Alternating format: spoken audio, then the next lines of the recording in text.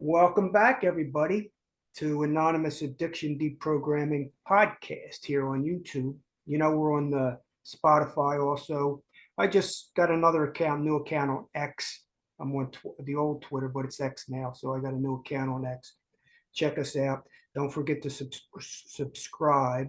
And I want to thank everybody for listening, watching, subscribing. Pass it on to some of your friends, some family members, some people that are in Alcoholics Anonymous that want to transition out. You know, they're not leaving right now. They don't want to just jump out and leave the program and have nowhere to go. So they want to transition out. So they know that Anonymous Addiction's here, Bobby C's here, Buddha's here, Buddha Garcia's here. His channel is great, and he's going to tell us about his channel, Broader Lens. I've been listening to it. Great. I love it. He's really into a lot of different things. And me and Buddha have a lot in common because we're in Alcoholics Anonymous for years.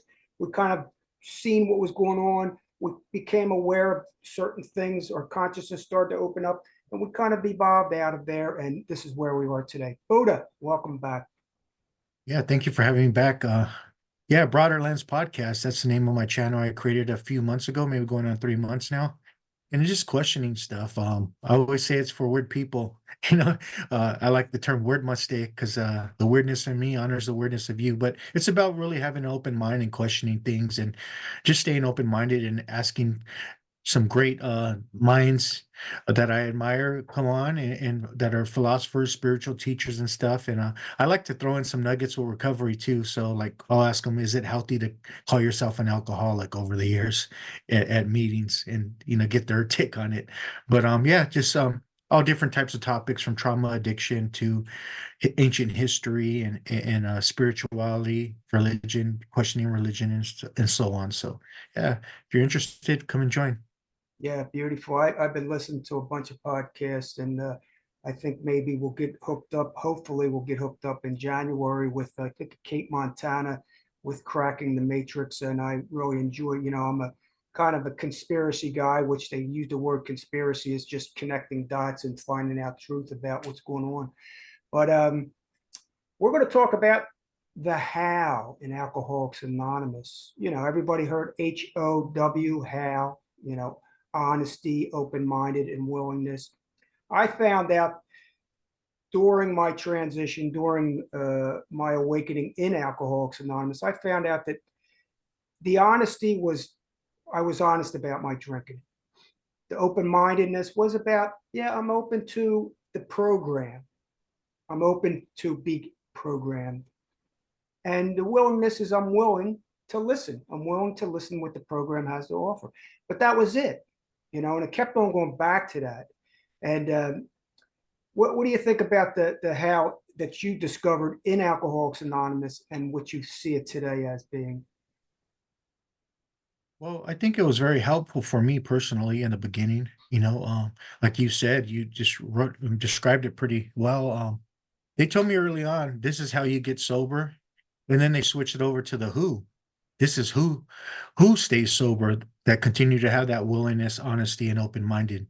You know, so yeah, I started to question. I became willing and honest and open-minded about stuff in my life that may not be healthy and stuff that people were telling me in AA that can help create change. So that was helpful in the very beginning um, for me. But as the years started to go by, I started to realize that, hey, we're not continuing to practice this stuff, because a lot of the stuff, some of the rituals, the sayings, the science and customs and lingo are really not helpful, and no one's being continuing to be willing, honest, and open-minded. And I think that's key for spirituality is to stay that way. Lao Tzu, the Chinese mystic, once says to learn something every day is knowledge, but to let go of something every day is wisdom. And I got to continue to see what's healthy and what's not healthy for me, what's empowering and what's disempowering for me. How do you feel about that? Yes, yes, I agree with that. I always say I'm an uncovering, recovering, and I'm discovering. I'm on that discovering end, and the way I get through that to that uncovering and discovering is I wrote down because on one of your notes, you talked about awakening. I put down the only path to awakening is through evolving awareness, to becoming aware, you know, aware of new things. And just like you said, let go of some of the lies, some of the myths, truths, some of the things that we were taught, even as children today. I go into my podcast, not only talks about Alcoholics Anonymous, I talk about all society, how society has proper, look, I'm going to use the word brainwash through coercive persuasion. Okay. And the word coercive persuasion, I have it right here. The definition is a systematic effort to persuade non-believers to accept certain allegiance and commands and doctrines, allegiance to. And that's what coercive persuasion is. It's a manipulation, actually. It's not the people, it's the system that certain people set up for this persuasion and the coercive persuasion, how it was set up through indoctrination of programming, through parroting and repetition. So through repetition, I think you mentioned shame in here. I became guilt. I mean, I was like, I feel guilty going against the stream. Early on in my deprogramming, while I was in Alcoholics Anonymous, I felt kind of guilty. And then I felt shame because I felt like I'm hurting other people, by me speaking out. I should just leave this program. I had a sponsor, one of my sponsors, the last sponsor said, I asked him, I said, what's going to happen to me if I quit going to meetings completely? And he actually said to me, you'll go insane. That's what he told me. Now that's some fear, shit, guilt based shame projection onto me to keep me going to a place that he perceives as the only way. And if you don't go that way, you surely will die.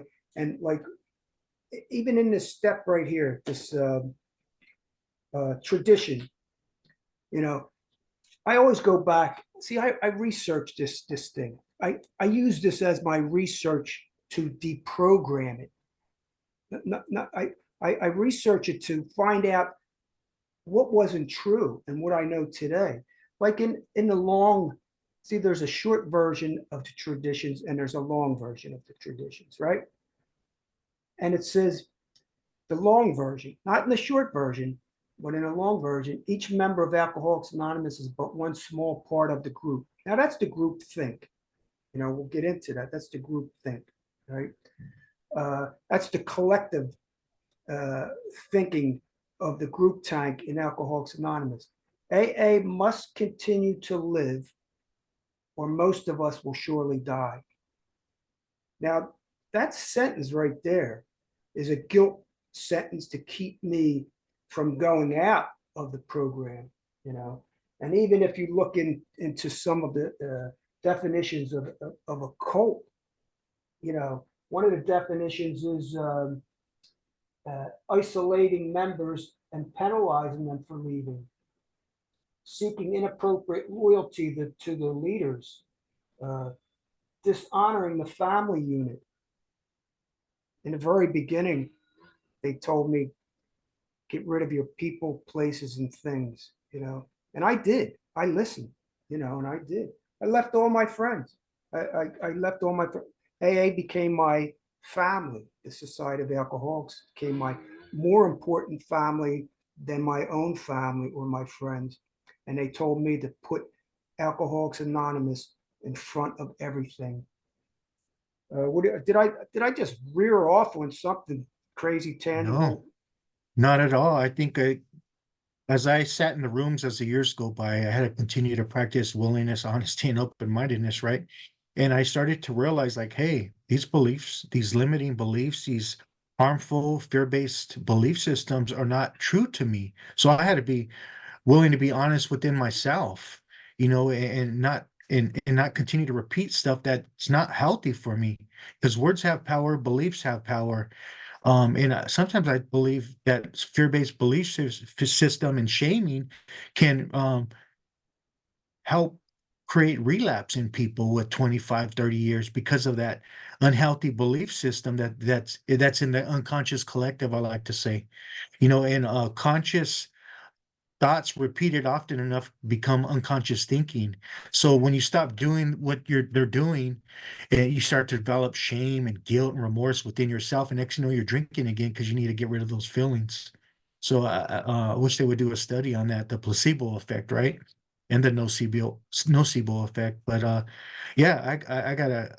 I can't say that stuff. I can't call myself an alcoholic in meetings. I don't even go to meetings anymore. But it just I got to a point where I stopped calling myself that, because why am I going to call myself that if I don't drink? Yeah, I don't like the labels. I never do, and I talk Mhm. about them a lot. I don't call myself alcoholic. I don't use any of the labels. I'm not diseased. I don't have a disease. I don't have alcoholism. I talk about the ism and ick, alcoholic, alcoholism. So I agree with you 100%. Now, let's just talk to the viewers. If you're just, look, you may be just going into a rehab. Okay, listen to us, please. Okay, subscribe before you go into the rehab. Subscribe, listen to us. We're not saying, if you're going into rehab, you're going to have to follow the rules and the regulations. You're going to have to go to all the groups. Every group is 12-step based, unless you're lucky enough, and there's not too many. And we may be starting something pretty soon, so be aware that something new is coming. So you're going to go into a 12 base.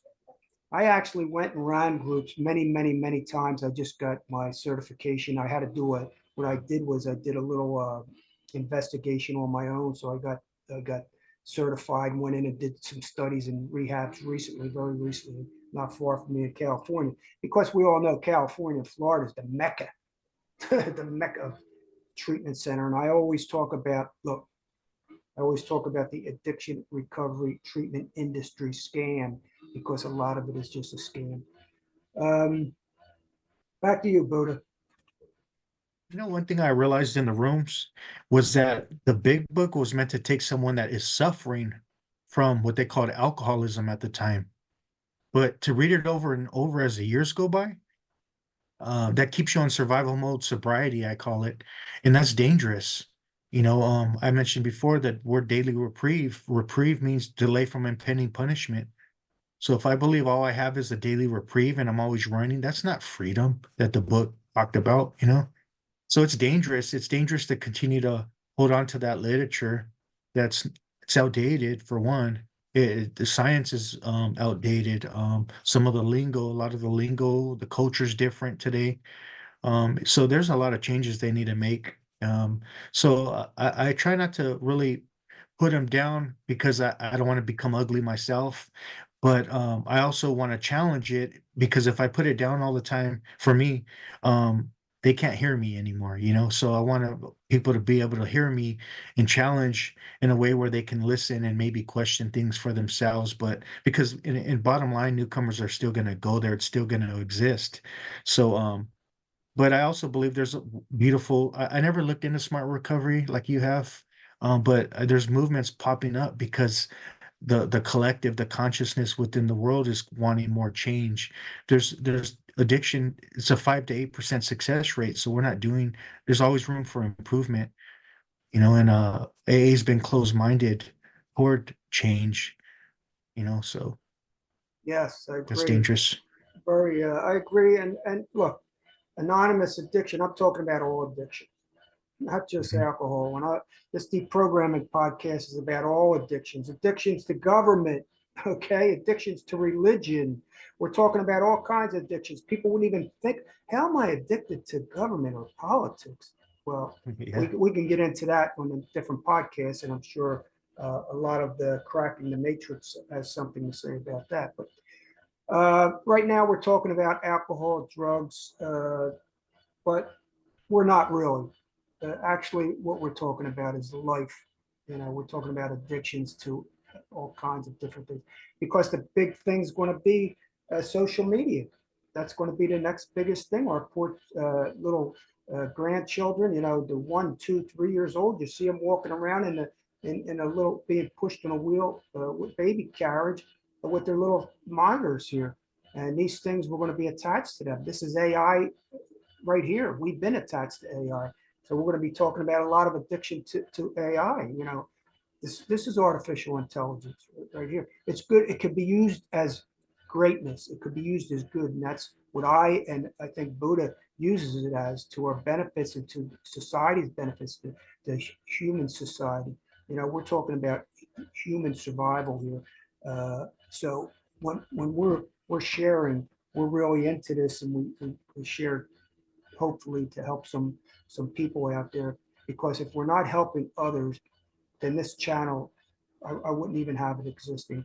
And I get comments all the time that says the channel is helping and Buddha's helping. So I continue doing that. Back to you, Buddha. No, you're right, and I believe we live in a system that's creating addiction. Consumerism, and it's if you watch the news, I tell my grandma all the time, stop watching that news. It's all fear-based. It's all fear-based, and it creates stress, and that breaks down your immune system, and it creates all kinds of disease, or illness later down the line. If the more you get stuck in those belief patterns and emotions, that it's creating. I pulled up something Gabor Mate wrote. And his definition on addiction is any pattern of behavior that you may crave that gives you temporary pleasure or relief in the short term, but negative consequences in the long term, that we still continue to do despite the negative consequences with the lack of ability to stop. And tell someone to stop, tell a little kid to stop getting on Facebook.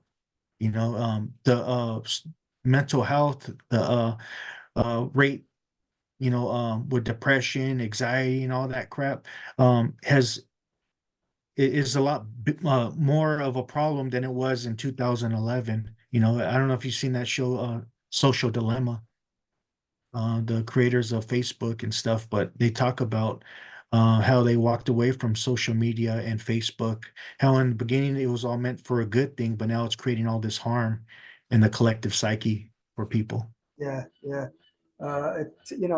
TikTok is a big thing now with the young crowd. I mean, look, these social medias are taking. If they were only used all for good, Elon Musk just did a interview with Alex Jones, and I just sent it out. And look, they're talking about eliminating. Everybody says there's a overpopulation, but there isn't. It's actually depopulated. Okay, we need more people. We're not overcrowded on this earth. They just want us to believe we are. But yeah, True. look, this here right here is a big problem, and it's hitting here in the brain. The dopamine. It's giving us the pleasure, the likes, the loves, the hits, the views, and a lot of us, uh, you know, views pay for the channels. We understand that.